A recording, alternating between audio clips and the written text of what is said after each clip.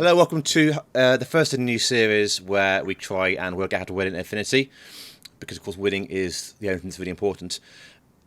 We're going to be looking at sort of situations that happened in real games, saved in TTS, that is Tabletop Simulator, and kind of work and talk through how it happened in the game and what we could have done differently and what we could have learned from that. Got Headchime here. Hello, Headchime. Hi. Hi. And today you've got a bunch of games saved. Are these from Do. recent games from the league, or? Yes. So- So let's have a little think. So one of the games is a recent league game, actually a test game for the league, and another one is an old game I played. So in the Infinity Global League, it's going round 3. You've been playing with the NCA, is that correct? That's right. Yeah, I've been playing a bit of Pano. So we've got a tabletop here set up, and so do you want to run us through what the game was? So this is an older game that I played, a test game. This one's actually Hackislam versus JSA. I chose this one because it's actually two factions that I think we're both quite familiar with. Yeah. This is a game of unmasking. Okay. This current situation, I believe it is JSA on the very last turn of the game, if I remember correctly. And what I think has happened is my designated target has been revealed. Yep. This Go-Go Marlene model here. The JSA model has just 5 orders. In those 5 orders, they need to successfully navigate the board to obviously get to my designated target to win the game. This is a really interesting scenario because actually they had a couple of options for doing this, and each option they had a couple of pros and cons. Let's just go through the board state quickly before we dive in too far. So the Hackislam side actually still has quite a nice ARO presence. We've got a Ghazi here, obviously with smoke. The reason why that's quite a nice ARO is because it can throw a smoke to block vision over the designated target, which is a pain in the ass for the JSA player. I believe that's a mine, so it's just a fake, but my opponent doesn't know that. I've got a Hortlak with an SMG here, and I've got like a hacker way back here. And then there's a Dial Army facing the wrong way. My opponent, if I remember correctly, they had a tag that was locked in close combat. Never good, but there you go. With who? With an Asawira. Ugh. Yeah, it was a bit gross for him.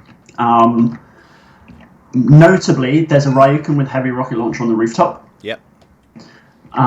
There is I think it's a Kempe with a rifle on this kind of rooftop in the middle. Yep. So that's another option. And the last one is this ninja killer hacker with the bow all the way on the other side of the table on the ground floor. They're the kind of main active turn pieces for us to be aware of. And so basically to win the game, they had to kill the target. They did, yes. I can talk through the play that they made, if you want. Or we can just talk about what we'd personally do. It's up to you. Looking here, so the target's over here, and now 5 orders, you say? They've got 5. So that's probably not enough orders for the ninja to recloak, is it? And then move across. I don't think so. Because you got one to cloak, and then you got 3 orders, and then basically an attack. So you're looking at, Yeah. I think that's what 8 inches across there, and then 8 more across here. Yeah.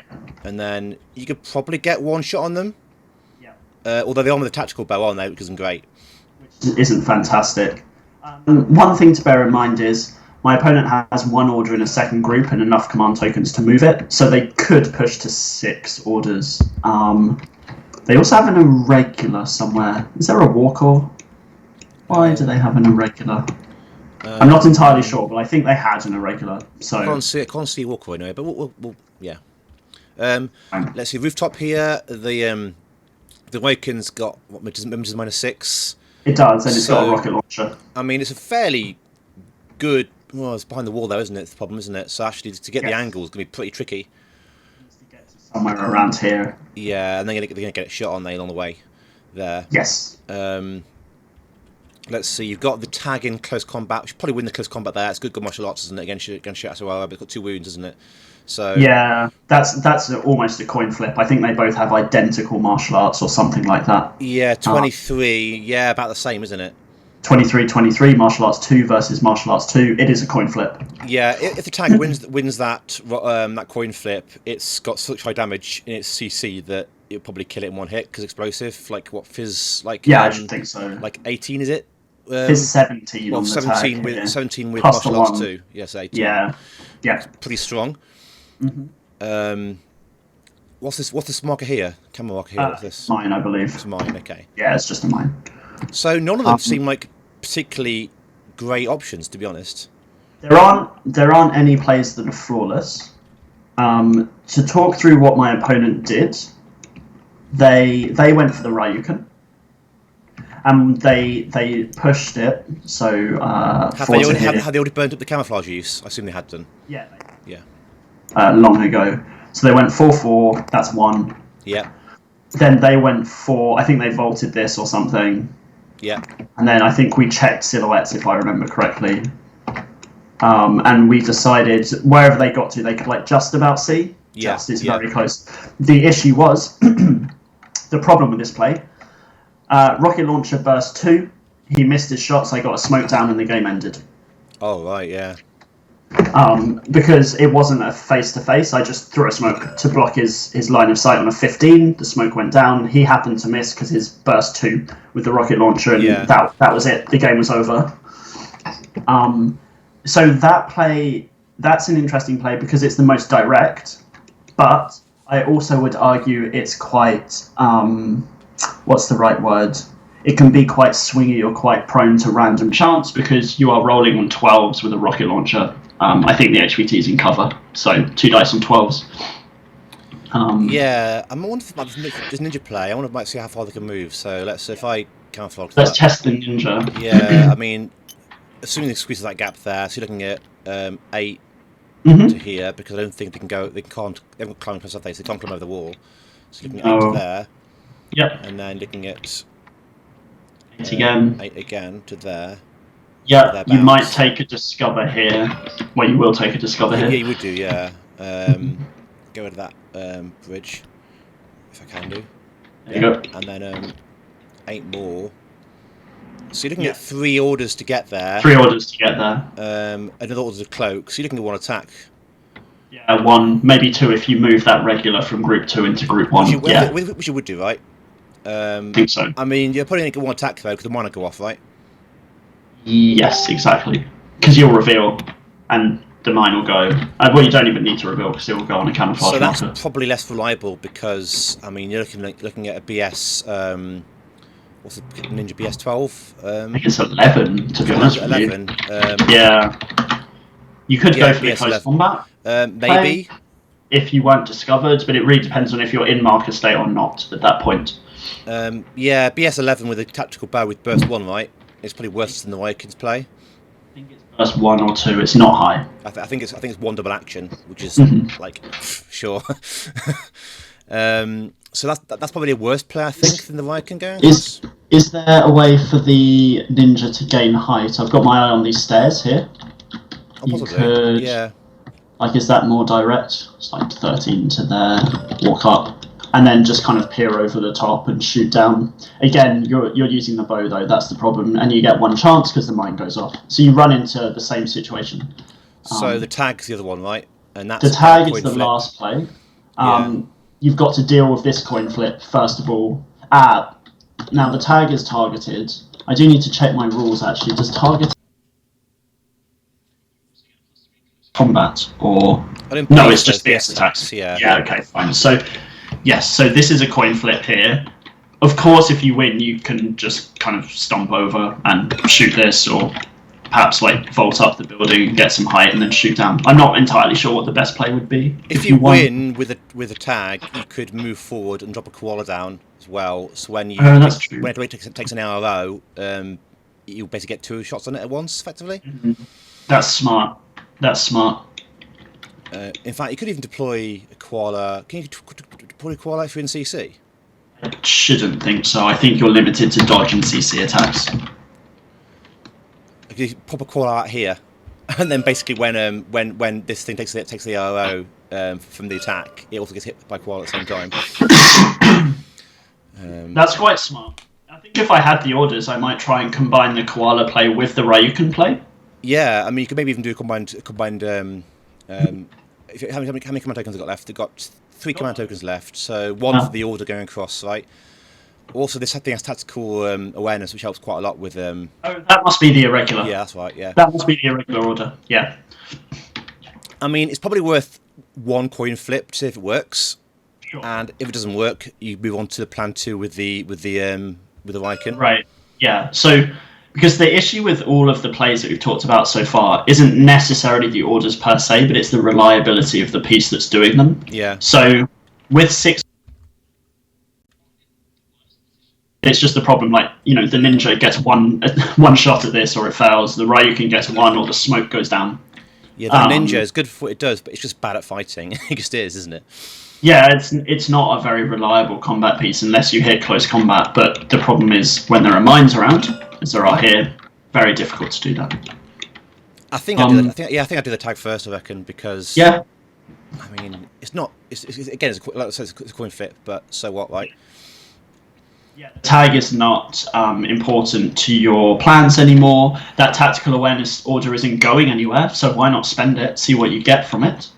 That play here is literally free because the tactical awareness order can't be flipped, can't be changed into anything else, and it's not going anywhere. Yeah. So there we go. I think we've solved that. Well, we haven't solved it at all, but it was certainly quite tough. Actually, that's tricky. And certainly if you're on the clock, I know you're not for these games, but if you were, like, you'd be caught. I mean, because that at first that play was quite nice for the ninja because it's quite out of the way, but yes. If it was a different ninja, if you had like a boarding shotgun or an SMG. Yeah, the SMG one would be fantastic, wouldn't it? Yeah, I mean, the SMG one would be superb, wouldn't it? It could shred it. Yeah. If we're talking about the dream scenario, it's to have some kind of high burst weapon up here, and you just march it up and put 4 shots in. Into the HT. But of course, rocket launcher is 2 shots. It's not really its purpose, is it? No, it's not a huge active turn piece, really. Really.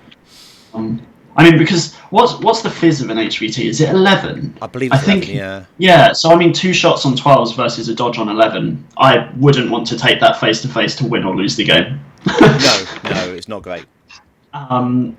Yes, but one thing to note here that's really interesting, the thing that made me save this game is that the most obvious play with the Ryuken actually has a hidden snag, and the snag is the Ghazi, the Mutawiya here, can just throw a smoke to stop that play entirely.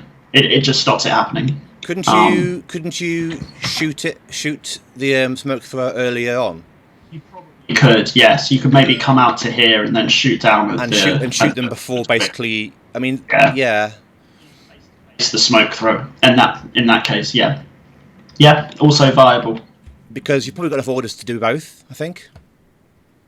So we do a tactical awareness here to see what happens. Yeah. We could maybe move the Ryuken once or twice to see what happens, and if everything else, I mean, if that doesn't work, what you try and do is get behind the Ghazi because the Mutawiya can't throw smoke behind itself. Yeah. And then take on the HVT. Yeah, that's also viable. I quite like that play. Is that with a pistol? What's the range bands of a pistol compared to a rocket launcher? Is it better close up? Is it safe? It's 0 to 8. Yeah, you don't really want to be shooting it above 8. No. So it would be edgy. No, that's more than that, isn't it? It's going to be like 12 or something if I had to guess. One final play that I'm not sure is any good, but just worth thinking about. Kempeis are BS12, and this one has a shotgun. Anyway, you could kind of come over the roofs and just put templates in. I guess you could, but you... The thing is, coming up the roof, like because there's no ladder here, it's going to be an order even to go up to here. To climb up, yeah, that's true. And again, that mine is doing a lot of work there, actually, I think. Yeah, it is. I think I had a Liberto, I believe, which died earlier on. So I guess a good opponent would know that that's a mine, because it was a Mimetism 0 next to a Mimetism -3 earlier on in the game. Yeah. Yeah. No, I think that's a reasonably good solution. Push the tag to see what happens, and then your choices are really between pushing your luck with a ninja or with a Ryuken.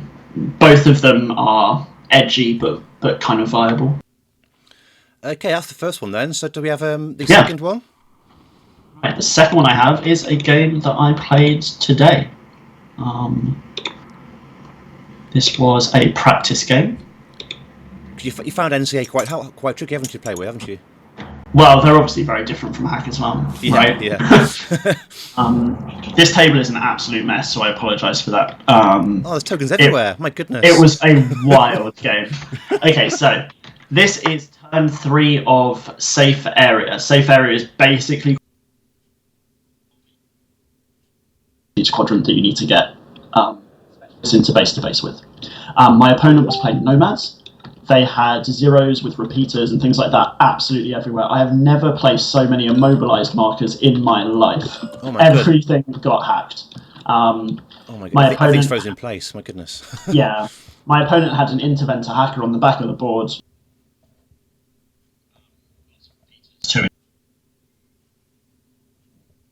A list was quite reliant on an Orc and Bulleteers and things like that. So basically, all of my guns were hackable, and it was a little bit painful. In the current situation, I've just finished my game. I've done my last turn. The Nomad player is up. I'll tell you what, I'm just going to delete all these tokens here. Get rid of these. Nomad player's up, and I think they have just 5 orders to play with. In terms of the board state and the situation, I had a Peacemaker here on this console. Now, whilst my Peacemaker isn't a specialist, so it can't control the console, it is currently denying him from controlling it because you don't count as controlling if there's an enemy. Practically is good, right? Yeah, exactly. So I'm stopping him scoring. Yeah. I have an Orc with a Feuerback on Overwatch, which is nasty. And in terms of zones, I have just 1 troop in my back zone, just a single Fusilier. It is touching the console though. On the other side, I have 2 Auxilia, these 2 here. Yep. There's an Orc spot here as well. I have a Bulleteer. The Bulleteer is immobilized, but it's still alive, so it is scoring. So this zone's in the region of 50 points-ish, something like that.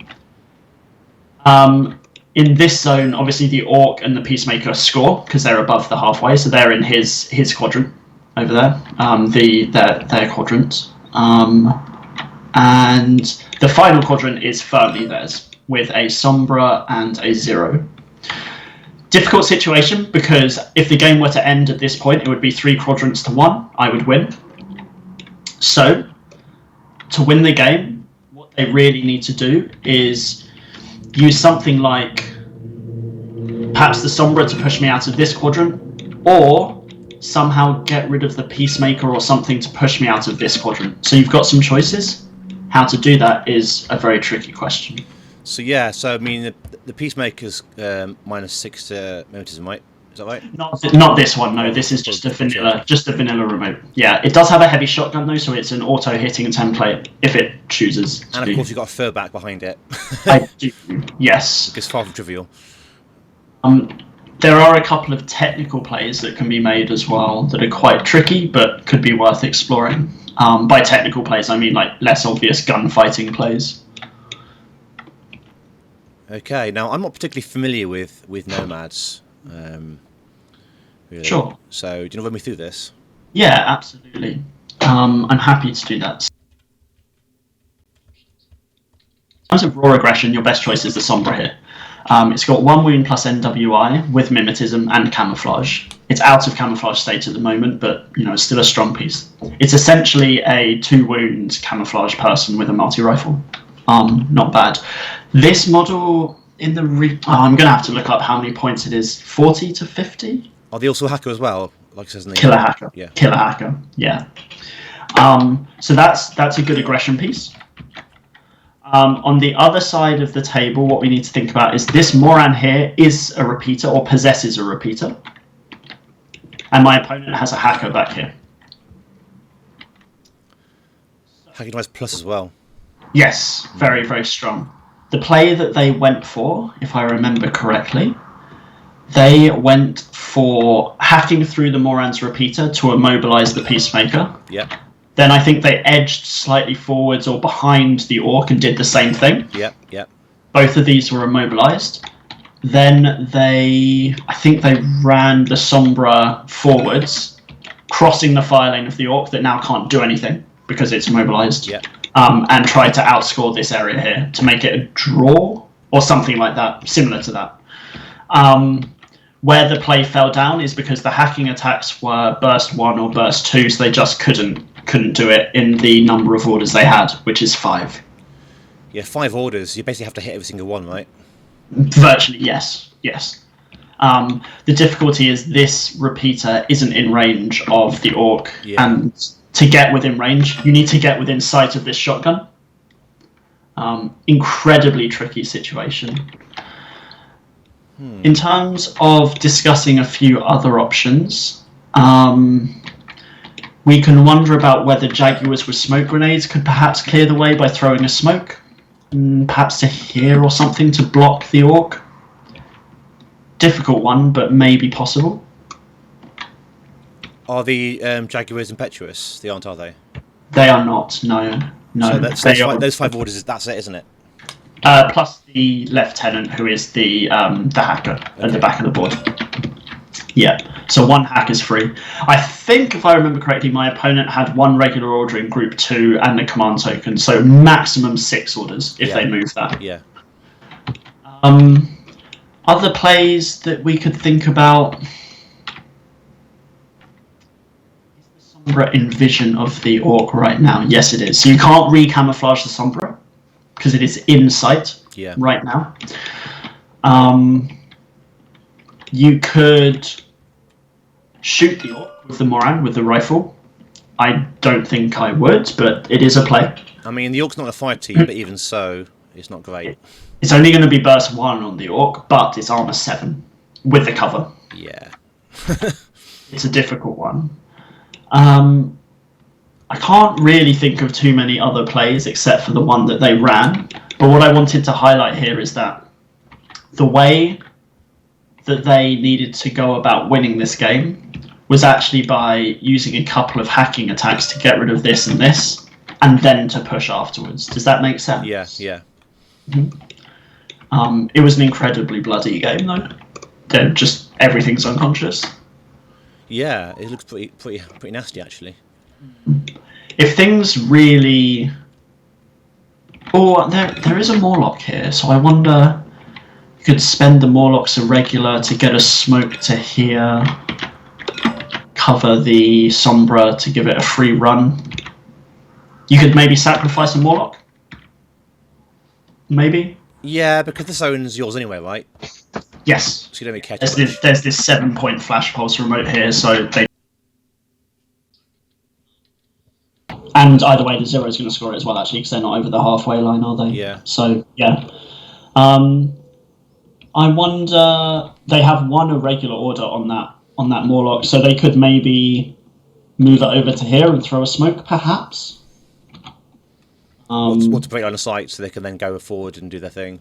So the Sombra, in which case, can then choose to recamo if they wish, but at least move past the orc without being shot. Do they need to recamo?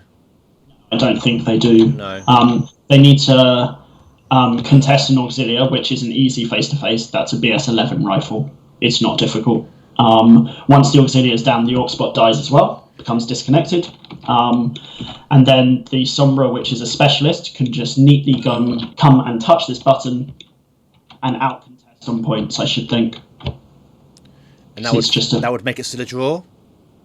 I think it makes it a draw, yes. It would be two zones to 2 zones, both touching a console. Yes. This back zone only has 1 person controlling it, right? It does. It literally has a Fusilier paramedic. That's it. I was looking for some way of getting that person taken out, but I can't see an angle. Yes. Unfortunately, my opponent had already played their tricks, which was a hidden deployment prowler, unconscious over here, and I think they played... Was it a Tomcat? No, it was a Spectre sniper, a hidden deployed sniper, which they'd already played and died. Yeah, because otherwise that'd be great, because it's such an easy piece to remove if you can get to it, right? Your piece to remove. It's not even facing the right way. If you were to come on the edge, it would... That'd be it. Basically end the game, virtually. Yeah. It's a really difficult situation, this one, and I don't envy my opponent because they really were just sort of playing for a draw, I think. I think the lesson here is that sometimes the most efficient play isn't the gunfighting play. Shooting the orc with a rifle is not a thing that I would recommend doing. I mean, even if you have more than 5 orders, it would still be a fool's errand, I think. It's not going to be taken out by It easily. would take a very long time. Yeah. The reason why the orc needs to go is because it's 40 points. So it basically outcontests, I think, everything here, almost. Yeah. Close enough. It's very close, yeah. Tricky one. I can't really spot too many other avenues. I can't. To be honest. Hacking device plus, there's no point in doing white noise because no one's got a visor. That's correct, yes. So there's no hackers on the Pano side to kill, as far as I can tell. No, they've already gone down. Yeah, I'm guessing no man's killed them pretty early on, right? Yep. Yeah. The play they went for was trying to immobilize both, and it didn't go off, and they couldn't quite do it. They then tried to run the Sombra across with the orc still being in action, and I think the Sombra took a foy back and died or went unconscious, something like that.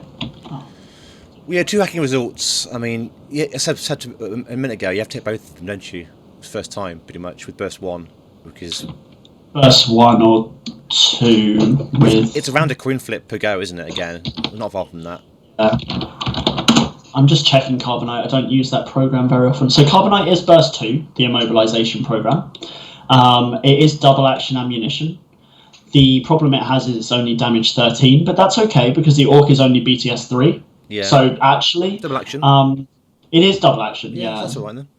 So I think that's quite a good play. So you're putting 2 dice on the Peacemaker to get rid of that, 2 dice on the Orc to get rid of that, then you run the Sombra across. So you wouldn't think about being greedy and trying to get both of them at once? What, split 1 and 1? Yeah. Problem is that the Orc is out of repeater range. Oh, of course, yeah. So you need to walk out to get it, and if you do, you take a shotgun. Yeah. I would quite gladly trade the Peacemaker, I think, to keep the Orc in action, because I know that the Orc just scores that zone. There's no deployable repeaters or pitchers anywhere? They've got a koala? They had to use their koalas. I got rid of them quite early on because they were a massive threat. Yeah. I love koalas. Love them. They are amazing. They're so good. Yeah, they're brilliant. In terms of command tokens, you could move an order. Another thing you could do is try and coordinate some things into zones.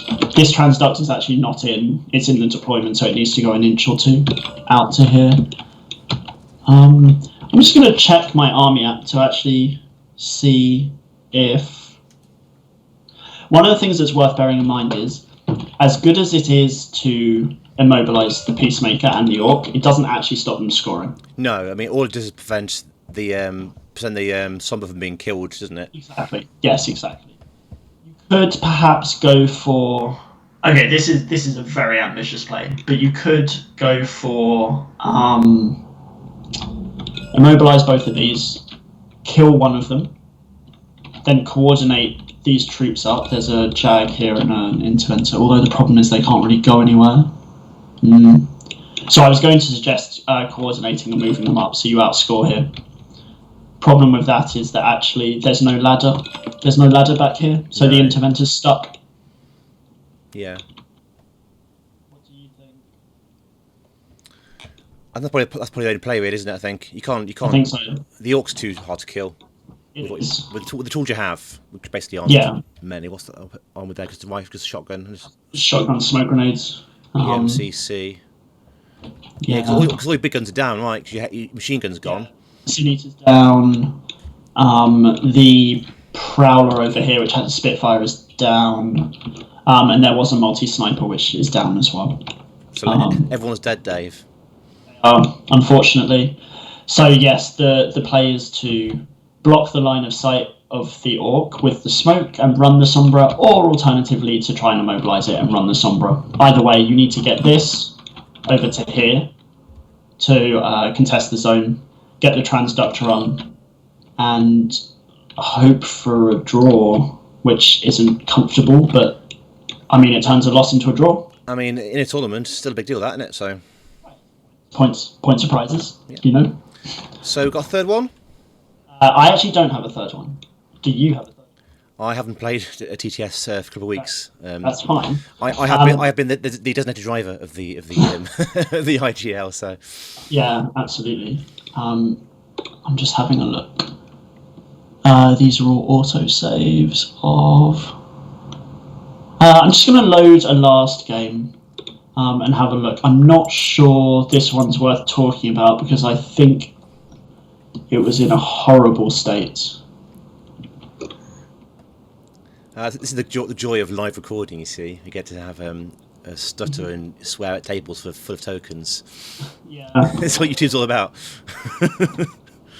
This was a really interesting game of unmasking I had with NCA where my fire team was staring at his HPT, but had not managed to kill it by the end of my second turn. How? So I put a shotgun in and it just made the dodge. Okay. I think it crit dodge or something infuriating. This game's not super worth talking about because in my opponent's turn 3 or whatever, they had to just turn around and kill this fire team. If they did, the game was very hard for me. If they didn't, I would win. That was sort of it, really. Okay, so I think we'll maybe we'll return to this this sort of style in maybe a few weeks. Hopefully that was interesting for everyone who's watched from half an hour just looking at maps. So currently in round 3 of the season 1 of the Infinity Global League. So we have 2 more rounds left. So how are you finding NCA so far? I built my list quite quickly. I would say that NCA are very good. They go into lot in N4. There are a couple of hidden weaknesses to NCA that are quite difficult to deal with. Most of the big pieces you want to run are hackable, and that can be a huge problem. I am very much enjoying it, but they're interesting to see it requires a little more thought than is kind of superficially obvious, if that makes sense. Yeah, I mean, I assumed NCA is like playing M40K. I thought you just roll dice until something dies. Yeah, you basically do. Yeah. It's really fun to go from Hackers 1 to NCA. Yeah, that's certainly one of the factors I really want to get into. Unfortunately, I want to get into them about 2 years after they're out of print, so we'll see if I can find any models or not. Anyway, thank you for that. We'll do another one of these maybe in a few weeks. Yeah, I should think so. Yeah, thanks for having me on, and I will speak to you next time. Goodbye. Goodbye. Yeah.